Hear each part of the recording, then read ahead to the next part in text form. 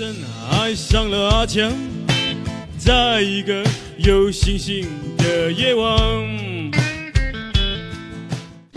남자는 얼마나 참을 수 있을까? 상혁은 학교에 남기 위해 교수 자리 하나를 노리며 어쩔 수 없이 은사의 명령을 따르고 있어요. 은사가 은정을 만나보라니 상혁은 순순히 은정과 사귀기 시작합니다. 결혼도 안 하고 있으니 어른답지 못하고 미숙하다며 곧장 은정을 데리고 혼인신고를 하러 갔어요. 그렇게까지 했는데도 불구하고 이번에도 그 자리는 상혁의 차례가 아니었어요. 은사는 이렇게 말합니다. 정 안 되면 평생교육대학에서 경험을 쌓아보는 게 어떻겠니? 상혁은 단호히 거절하죠. 내가 원하는 건 제대로 된 교수 자리인데 평생교육대학이 무슨 대학이냐고요. 상혁은 진짜 바람둥이에요. 은정뿐만 아니라 다른 여자들도 있었거든요. 근데 결혼했다는 소식을 들은 다른 여자들은 그녀는 주저없이 그와 헤어졌습니다. 떠나기 전에 헤어짐 선물을 주고 갔죠. 상혁은 조금 상심했어요. 왜냐하면 그는 은정을 좋아하지 않았거든요. 그리고 이제 또 다른 여자도 떠나가 버렸어요. 지금은 정말 허전하고 외로워요. 상혁은 새로운 위로를 찾고 싶었어요. 하지만 이 평생교육대학에는 할아버지 할머니들만 있잖아요. 그럼 이제 그의 여자를 유혹하는 기술은 전혀 쓸모가 없겠죠? 하지만 은사는 그에게 약속했어요.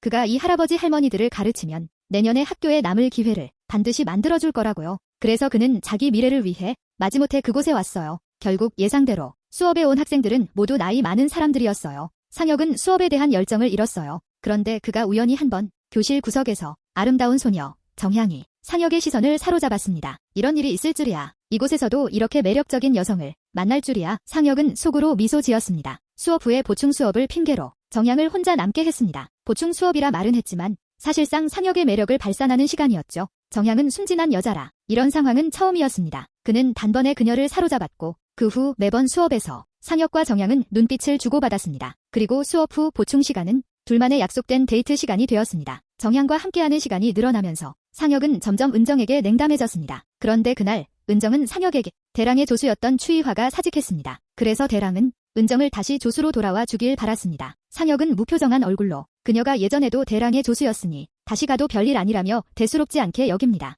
은정은 말하고 싶었지만 사실 상혁이 대랑에게 가서 거절해주길 바랐습니다. 하지만 상혁이 자신에게 정이 없다는 것을 알고 입을 열지 않았습니다. 그러던 어느 날 상혁은 추이화를 만났습니다. 그는 사실 궁금했습니다. 추이화는 이제 막 졸업했음에도 대랑의 조수 자리를 얻었고 앞날이 창창할 텐데 어떻게 이렇게 갑자기 그만둘 수 있는지 의아했습니다. 추이화는 고통스러운 웃음을 지으며 상혁에게 말했습니다. 대랑의 조수가 되는 건 그리 쉬운 일이 아니라고요. 상혁은 이 말을 듣고 몹시 화가 났습니다. 비록 자신이 은정을 좋아하지는 않지만 은정은 어디까지나 그의 아내였습니다. 대랑이 어떻게 감히 이렇게 대놓고 그에게 수모를 줄 수 있을까요? 하지만 상혁이 분노한다 해도 어쩔 수 없습니다. 자신의 미래를 위해 참아야 했습니다. 상혁은 정향을 불러내 자신의 분노를 털어놓았습니다. 하지만 이 관계에서 상혁은 마음이 아닌 욕망에 끌렸을 뿐입니다. 하지만 정향은 진심으로 사랑에 빠졌습니다. 그녀는 상혁에게 이혼했다고 말하며 그와 결혼하고 싶다고 고백했습니다. 상혁은 이를 듣고 본색을 드러내며 무정하게 정향에게 이별을 통보했습니다. 정향은 상혁이 자신에게 이렇게 할 리 없다고 믿고